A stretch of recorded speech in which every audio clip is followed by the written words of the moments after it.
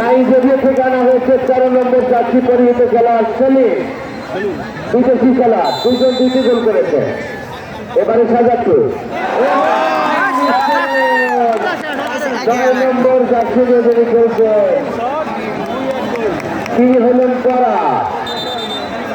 বলটা বল বল বল এই বল কই বলটা, বলগুলো কি সব একেবারে বলটা পার করো, বলটা পার করো। বল একটা পুকুরে একটা আছে, একটা তাবুর উপরে।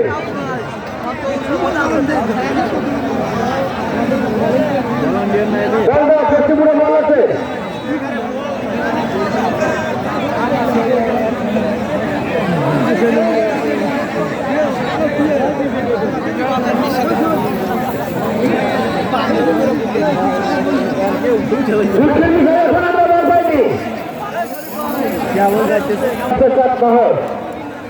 তার চতুর্থ নাম্বার শুট করার জন্য, 4th নাম্বার শুট এবং একেবারে গুলির মতো শুট করেছেন।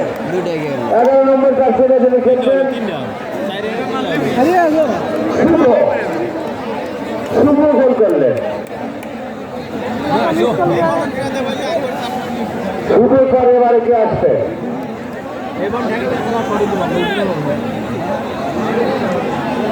ঠেকা দিলি বেড়ে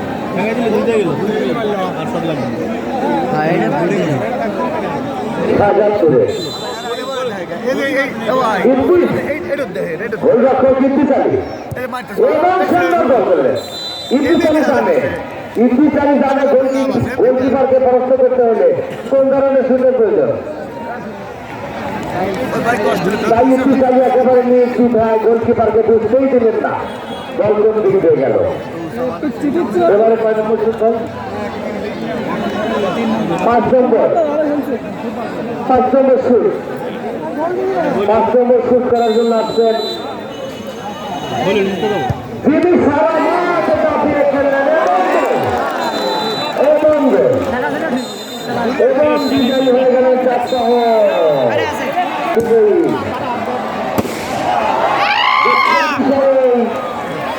এই সাজাদপুর গত ফাইনালে রানার্স আপ, আজকের ফাইনালে রানার্স আপ। আমি আমাদের দৃষ্টি আকর্ষণ